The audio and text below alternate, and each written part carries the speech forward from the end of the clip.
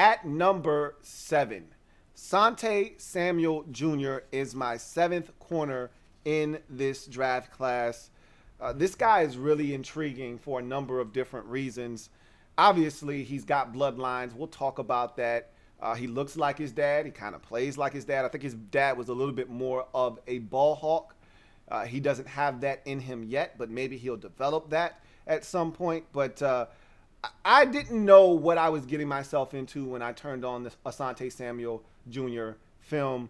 I thought he was going to be average at best because Florida State stinks, frankly. I kind of put everybody in a box there, and that's not fair to individual players. That the whole university right now, especially the football team, I should say, that program is just on hard times right now. And because you look at it, it's similar to Tennessee. The University of Tennessee, anything that comes out of Tennessee right now to me is damaged goods. When's the last guy that came out of Tennessee that you said, man, he's a beast? I can only think of one, and that's New Orleans Saints running back Alvin Kamara. Outside of Kamara, show me the last Tennessee Volunteer player that came into the league and had an impact. And kind of feel the same way about Florida State. Like, there aren't many Florida State Seminoles these days that come into the league and have an impact. I mean, since Jimbo Fisher left, and honestly, Jimbo must have known what was about to happen to the program because he took off and bolted for Texas A&M, and this program hasn't been the same since. And really, we could trace it back to Bobby Bowden, but at least they did make it to a national championship game with Jimbo Fisher, whatever the case may be. I put everybody in a box. That's not fair. He doesn't belong in that box. You know, he's got several teammates that are going to be good players potentially. Brian Burns is a guy that looks like he's going to be a player in this league. They've had some guys, Timmy Jernigan, now that I'm thinking about it. He's not a stud by any stretch of the imagination, but he's not trash. But Asante Samuel looks like he could be really good. And so let's flip his card over and take a look at what he potentially brings to the table as a corner in this draft. So first thing you take a look at is his speed. He ran a 4.45 at his pro day. There's a bit of a disparity between his two times. His first time was a 4.45. The second time was a 4.52. So he's somewhere in that vicinity, and it looks like that on tape. I just gave him the benefit of the doubt and says he runs a 4.45. That's fine. I'm not going to kill him because I didn't see a bunch of guys beating him over the top. And I saw him running with guys down the field. Now, was he step for step in the hip pocket? Not every single time, but he was close enough within striking distance to make a play on the football. So I think he can run. When he opens up and he has to go, I think he can do it much faster than slow. He's got quickness. And honestly speaking, I think his home in the NFL may ultimately be in the slot. You know, that's what we usually try to do to guys his size. We try to shoo them inside. He doesn't want to go inside. We'll talk about that a little bit later. But he's got quickness. He's got the quickness to be able to play inside if need be. And he was at one point a nickel corner for Florida State before going outside full time. So he's got the ability to play inside, and that quickness is what really aids him in being able to do that, especially on the routes underneath, whether inside or outside. His quickness is what allows him to stay in phase with receivers and in the hip pocket to try and make a play on the football. Does a really good job of mirroring wide receivers down the football field when he has to turn and open up and run, or whether they're running an in-breaking or out-breaking route. He does a really good job of staying hip to hip. Anticipation. I think the one thing I've noticed with guys that have bloodlines where they've got a dad that's played in the league, and I don't know if these guys, like, I think it's synonymous with basketball players when you see basketball players have children and they turn out to be really good. They've been coaching up their kids since birth, essentially. You know, the reason Steph Curry's a hell of a shooter is because his dad, Del Curry, was one of the better NBA shooters during his era. And he was teaching his son to shoot from a very young age. When you look at, Dwayne Wade's son or LeBron James's son, these guys, they've been coaching up their kids since birth, essentially. And I'm starting to get the sense that these cornerbacks, especially corners, not necessarily wide receivers or any other position, cornerbacks in particular, if your dad played in the league and you ultimately play, the same position that he played at corner or safety, what I'm realizing is that these guys are on the next level of awareness. They just get it. There's a different level of understanding of the game and what the offense is trying to do to you.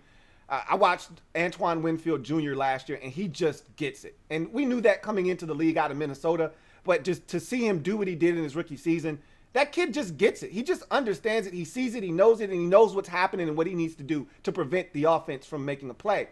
And I see the same thing with Asante Samuel Jr., I see the same thing with Patrick Surtain II.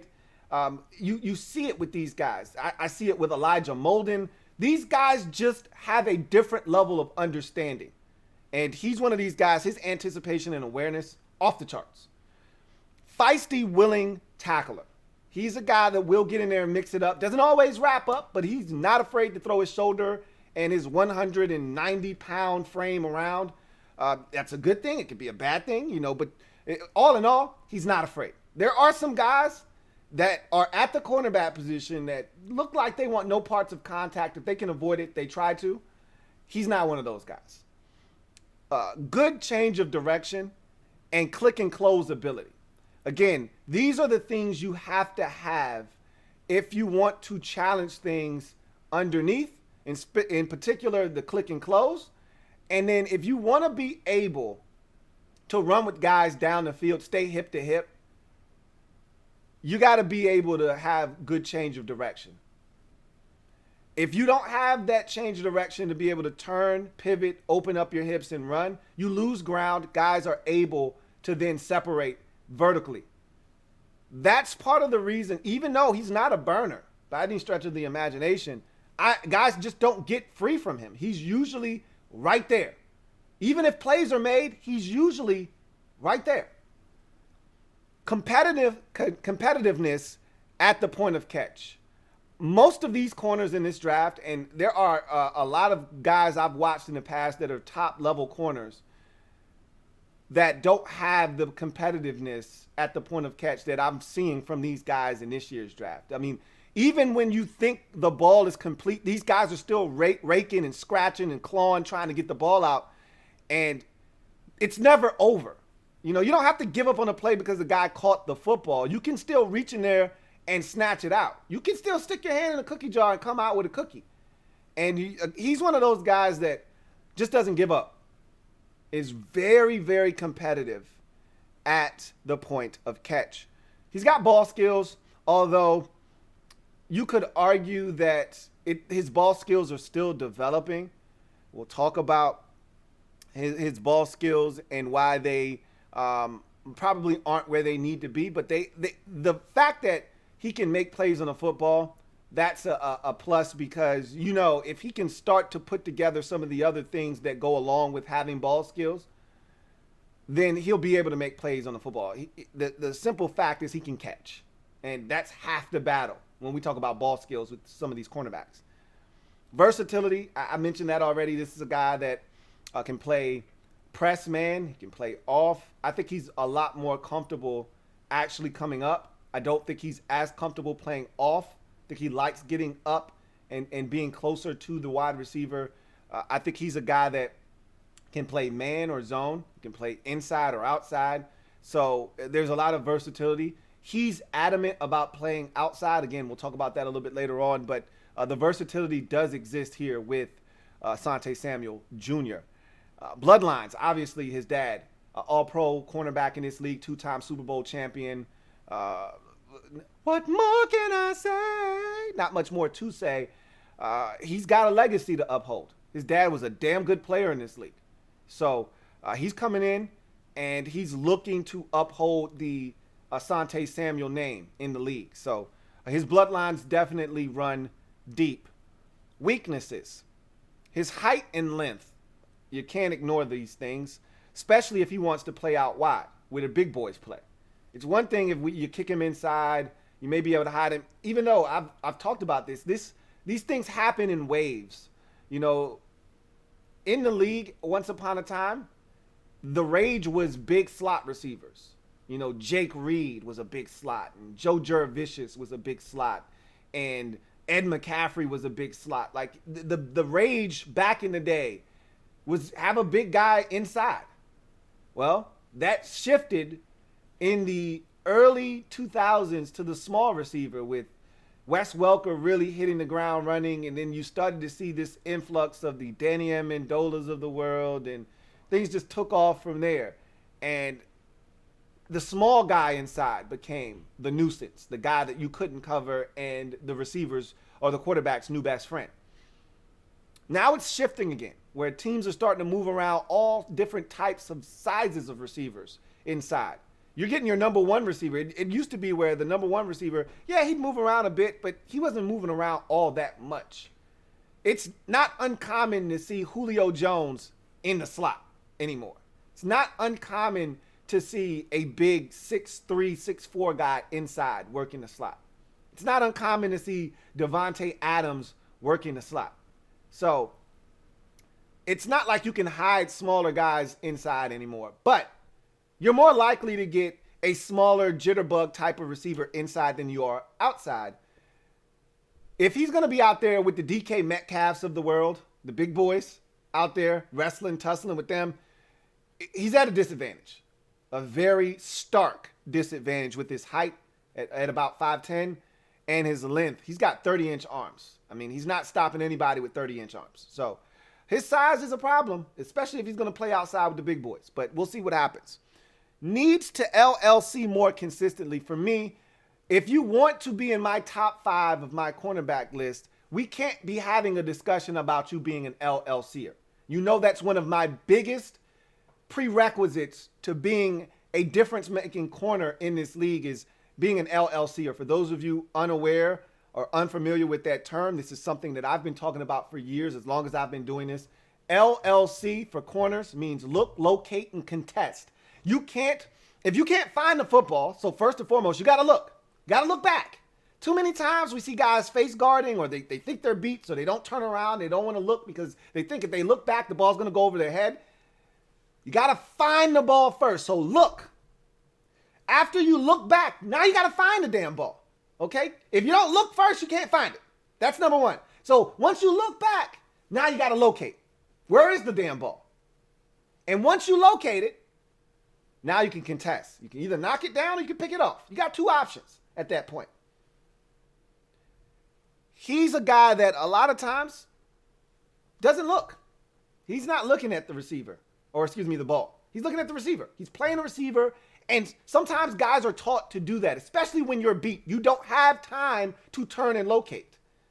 You look at the receiver, you watch his reaction, and he'll tell you when the ball's coming, and you start raking like hell, hoping you get a piece of the rock or get a piece of his arm, and he drops it. However, if you're in phase, if you've done everything right, and you're hip to hip, you got just as much right to the ball as he does. Turn around, look, locate, contest. He doesn't do that all the time. That's why the interception numbers aren't what they should be, is because he's not a guy that looks, locates, and contests. That's why he's got so many PBUs instead of interceptions. He's got 29 PBUs in 3 years. That's a ton of pass breakups. 29 of them. That's a ton. Some of those should be converted to interceptions. Probably 4 or 5 of them, if he just turn around and locate the football. But he doesn't. So he needs to be more consistent in that regard. He can get that under control. It'll change his fortunes at the next level. He's probably going to have to swallow his pride and go inside. It's a question right now because, A, if he can do it outside, let him do it outside. He wants to do it outside. He's adamant. He said it at his pro day. I can play outside. I'm made to play outside. It's what I've been doing. I've been playing outside. I can get it done. And he cited Jair Alexander. He said, well, Jair Alexander is one of the best corners in the league, and he's my size. And I know I can do it. He's adamant about not going inside. His dad didn't go inside. He doesn't want to go inside. And frankly, you want big bucks, you play outside. And he knows that. So in his mind, I think he's sold himself on the fact that he is a boundary corner, not a nickel, not a slot. And he may get to the league and he may not be able to keep up with the big boys outside. He may not be able to fight with them. He may not be able to run with some of these speedsters. And a team that drafts him may say, hey, look, man, we gave you a shot out there. You're not fit for outside work, man. You got to come inside. And he's like, I don't want to go inside. That could be a problem. I want guys coming from the collegiate ranks into the pros that are willing to do whatever. If you come to them day one and say, hey, look, we got 2 stud corners outside. We drafted you to be a nickel. We need you to kick inside. I want you to be ready to do that without any fuss, no hesitation, and go be the best damn nickel possible. And if an opportunity for you to go outside arises, maybe we'll move you out there. But for the time being, we drafted you to be a nickel. We don't want any lip. I just want you to jump inside and kick ass. I don't think he's willing to do that right now. I don't think he's willing to do that.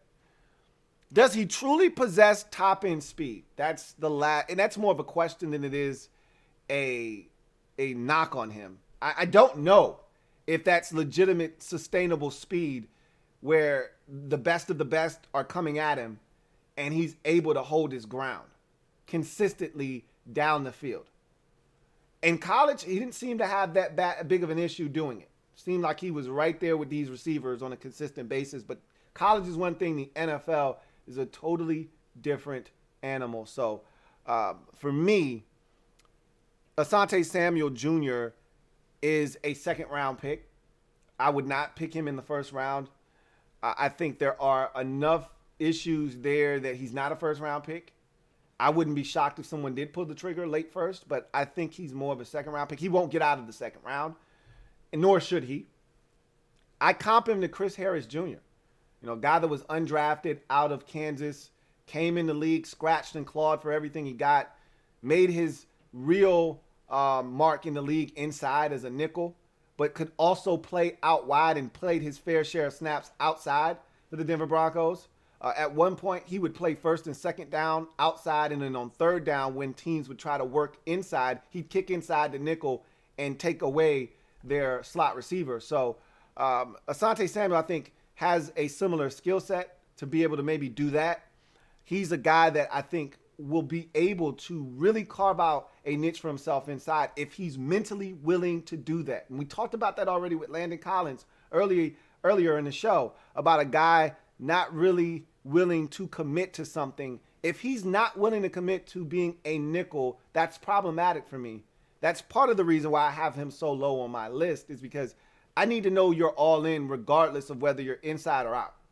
So he's Chris Harris Jr. for me right now. Same body type, same build, same feistiness inside, a lot of the same traits and characteristics of a Chris Harris Jr. Now, can he have the same type of career? Harris Jr. was, as an undrafted player, was willing to do whatever it took to get on an NFL roster and to make his mark. Asante Samuel is coming in with expectations of being a baller. So we'll see if he's willing to do what it takes to be on a football team and excel in this league, even if that means going inside to the slot. Asante Samuel Jr., my 7th cornerback in this year's draft. Louie.